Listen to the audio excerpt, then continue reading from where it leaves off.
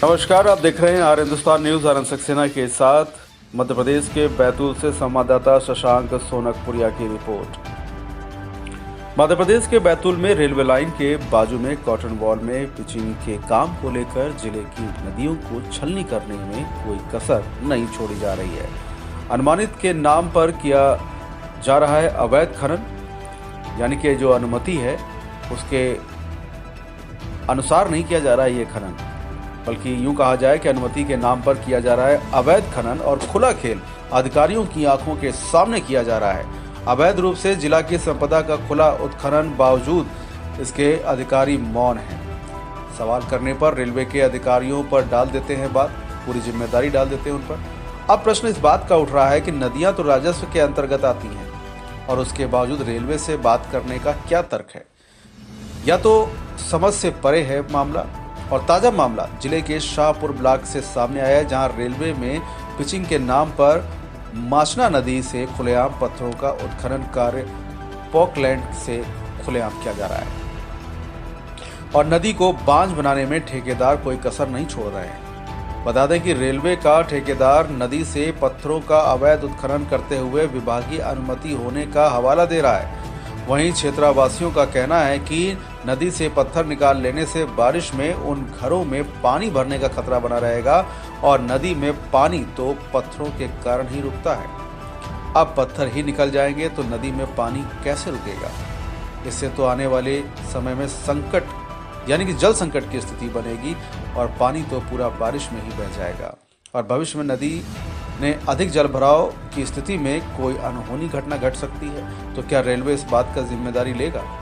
अगर ठेकेदार को अनुमति रेलवे ने उपलब्ध कराई है तो दूसरी ओर इस मामले में शाहपुर एसडीएम अभिजीत सिंह से इस गंभीर विषय को लेकर उनका पक्ष जानने का प्रयास किया गया तो उन्होंने ये कहकर अपना पल्ला झाड़ लिया कि मुझे अवगत कराया गया है, मेरे द्वारा रेलवे को लिख दिया गया है।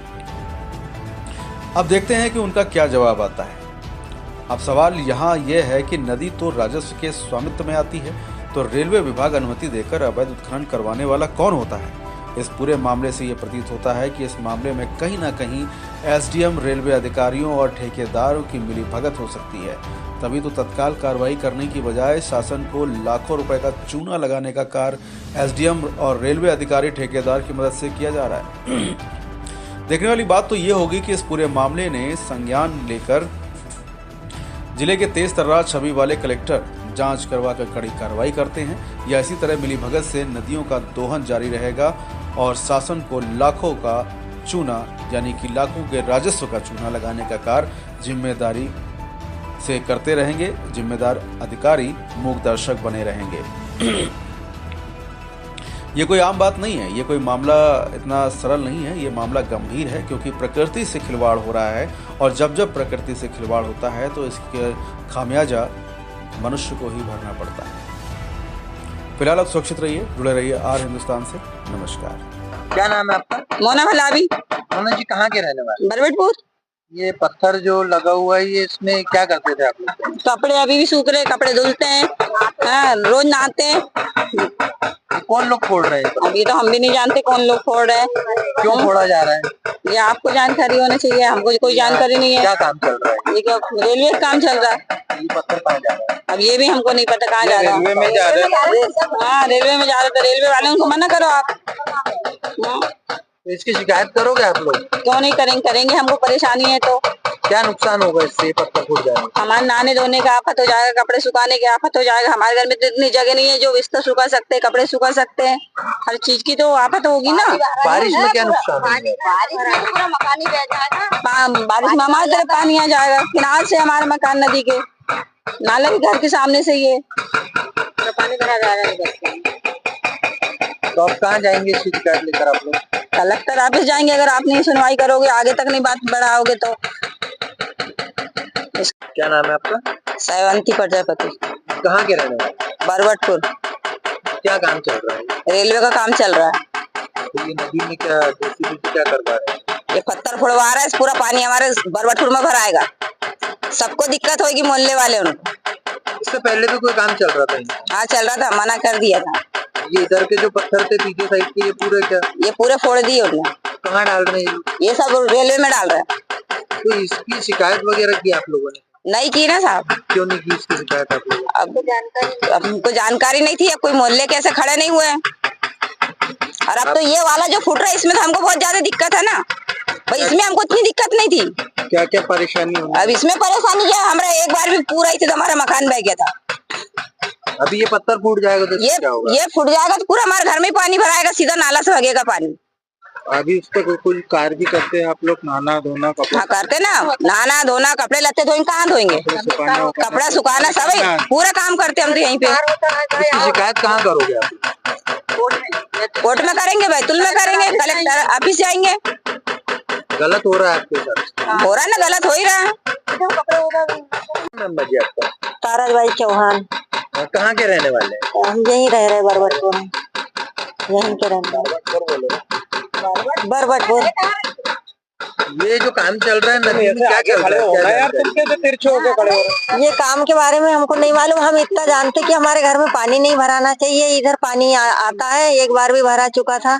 ये नदी फूटने से हमारे घर में कोई नुकसान नहीं होना चाहिए। तो ये पत्थर फोड़ देंगे तो इससे क्या नुकसान होगा? हमारे घर में पानी भरा आएगा और नहाने धोने की दिक्कत है, यहाँ नहाना धोना बंद हो जाएगा। तो इसको लेकर पहले भी कोई काम चल रहा था, उसके बाद भी आप लोगों ने रोक लगवाई थी? कोई ने लगाई थी, मेरे को उतना नहीं है मालूम। ये इधर से भी पूरा पत्थर फोड़ दिए इन लोगों ने। हाँ। क्या काम चल रहा है? रेलवे का काम चल रहा है? रेलवे का काम चल रहा है। तो ये पत्थर फोड़ के वहीं डाल रहे हैं? हाँ। इससे आप लोगों को नुकसान होगा? हाँ, हमारे घर को नुकसान होगा। बंद होना चाहिए। बंद होना चाहिए।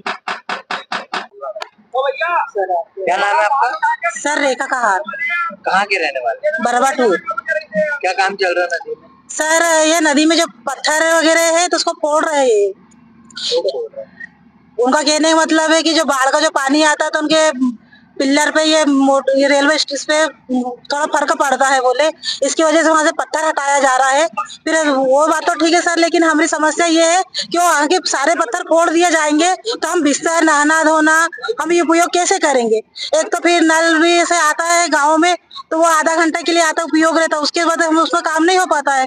गर्मी में बहुत समस्या होती पानी की। और कोई डेट हो गई, कोई समस्या होगी तो हमको सारा बिस्तर एक ही दिन में नदी में धो के डालना पड़ता, जहाँ गर्मी हो चाहे बारिश हो, कभी कोई समस्या इस बिस्तर डालने की दिक्कत, नहाने की धोने की दिक्कत हो जाएगी। अगर ये पत्थर फोड़ दिया जाएंगे तो हम कहाँ डालेंगे? पत्थर फोड़ने से क्या नुकसान होगा? पानी भी घरों में भराएंगे? घरों सीधा हमारे घरों में जाएगा ना। इसका गवर्नमेंट क्या हमारे घर आके सुधार के देगी कि प्रशासन कुछ करेगी? बताओ जरा।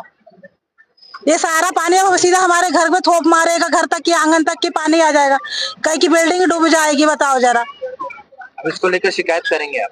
जी हाँ, बिल्कुल शिकायत करेंगे। पत्थर मत फोड़ो सर यहाँ का, या तो फिर बाहर से बुलवा लीजिए पत्थर को, और या तो फिर लाके पिचिंग के लिए आप उपयोग कर सकते हो। पिचिंग भी कर रहे हैं तो ये भी बारिश में बह जाएगी? हाँ, ये तो बिल्कुल बहना सर।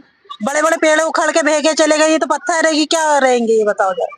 ये तो जमीन से गड़े हैं तभी तक सुरक्षित है ना। उसके बाद इसको फोड़ दिया जाएगा तो वो एक जगह स्थायी तो नहीं रहने वाला, वो बह जाएंगे सर।